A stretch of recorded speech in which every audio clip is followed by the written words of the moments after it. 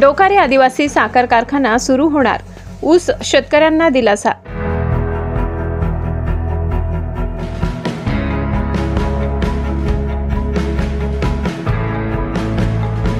नवापूर तालुक्यातील डोकारे येथील आदिवासी सहकारी साखर कारखाना यावर्षी गाळप हंगामासाठी सुरू करण्याची तयारी सुरू झाली आहे। 1.5 वर्षापासून बंद असलेल्या या कारखान्याबाबत आज झालेल्या महत्त्वपूर्ण बैठकीत द्वारकाधीश साखर कारखान्याला आवश्यक ना हरकत प्रमाणपत्र देण्याचा निर्णय घेण्यात आलाय।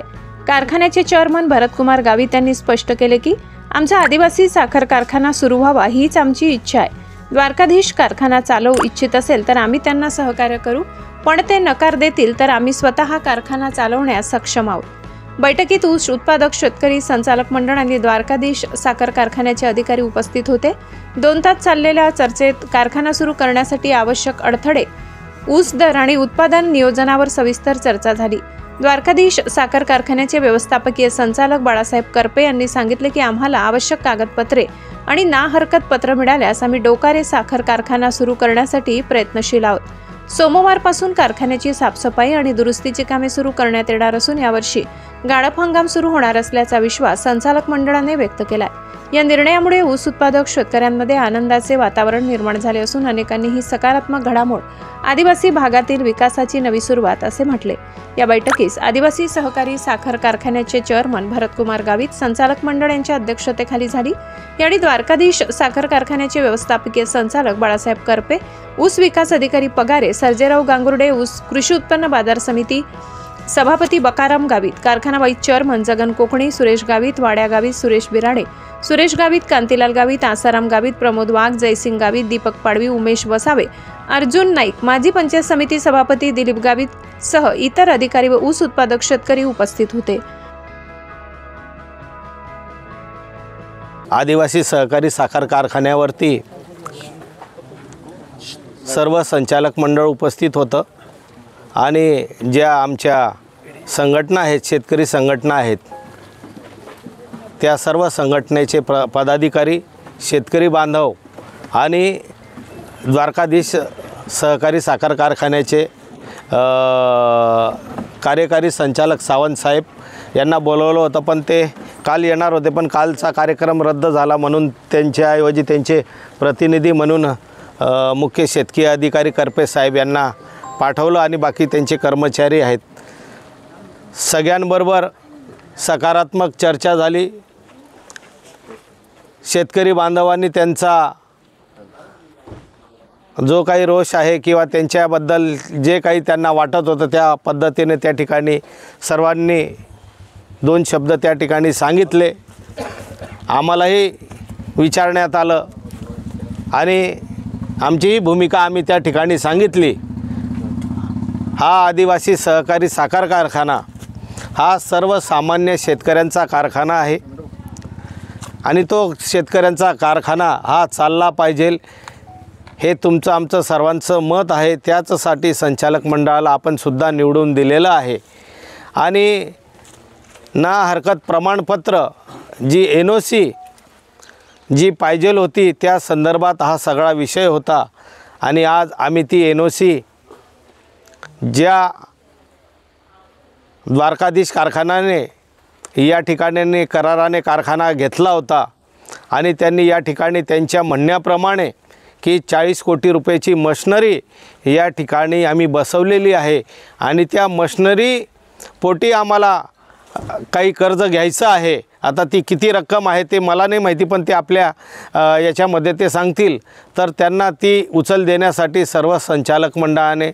सर्वानुमते मंजुरी दिलेली आहे। आज संध्याकाळपर्यंत जे संघटनेचे जे पदाधिकारी आहेत त्या पदाधिकाऱ्यांपर्यंत आमचं पत्र हे पोचलं जाईल। संघटनेमार्फत हा विषय आहे, त्याच्यामुळे ते पत्र संघटनेला देऊ आणि संघटना आणि संबंधित कारखाना यांना ते पत्र हस्तांतरण करेल। ज्या पद्धतीने इतक्या 1.5 वर्षापासून हा कारखाना बंद होता आणि हे सीझन चालू झालं पाहिजे या सकारात्मक दृष्टीने आम्ही हे पाऊल उचललेलं आहे।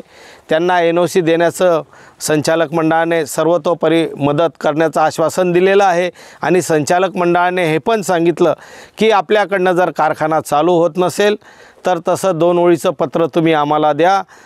हे आदिवासी सहकारी साखर कारखान्याचं जे संचालक मंडळ आहे तो हा कारखाना स्वयंभू म्हणजे स्वतः चालवण्यासाठी सक्षम आहे, हे सुद्धा या ठिकाणी आम्ही नमूद केलं।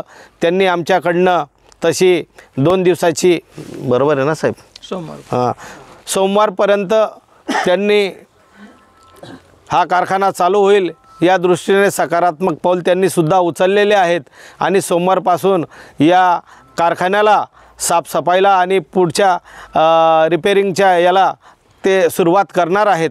पण जे आदिवासी कारखान्याचे जे सर्व संचालक मंडळ आहे त्यांच्या वतीने या सकारात्मक गोष्टीसाठी दोघी गोष्टींसाठी तयारी आहे।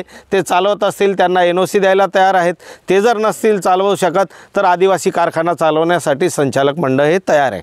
त्याच्यामुळे आपण इथे आलेले सर्व शेतकरी बांधवांचं मी मनापासून आभार व्यक्त करतो की आपल्यामुळे हा कारखाना पुन्हा चालू होत आहे। त्याबद्दल तुमचे सर्व शेतकरी बांधवांचे मनापासून आभार व्यक्त करतो आणि हा कारखाना तुमचा आमचा आहे। बाकी ठिकाणी आपण राजकारण करू शकतो पण कारखान्यावर मेहरबानी करून कोणी राजकारण करू नये, कारण हा सर्वसामान्य शेतकऱ्यांचा कारखाना आहे आणि तो चालू झाला पाहिजे एवढंच या निमित्ताने सांगतो। धन्यवाद। जय सहकार, जय आदिवासी। त्यातील बरेचसे शेतकरी, अनेक संघटना आम्ही 2 महिन्यापासून वेगवेगळ्या संघटना तहसील कार्यालयावर निवेदनं दिली।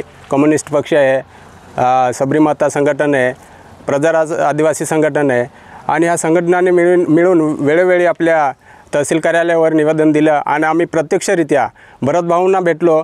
भरतभाऊंनी सांगितलं की कारखाना चालू झाला पाहिजे। आम्ही त्यांच्याशी चर्चा केली। त्याच्यानंतर शिरीषदादांना भेटलो। शिरीषदादा म्हणे कारखाना चालू झाला पाहिजे की आदिवासी लोकांचं या शेतकऱ्यांचं कोणी गैरफायदा घेणार नाही, आर्थिक नुकसान होणार नाही, या हिशोबाने कारखाना चालू झाला पाहिजे। मग आम्ही शेवटी गेलो द्वारकाधीश कारखान्याला।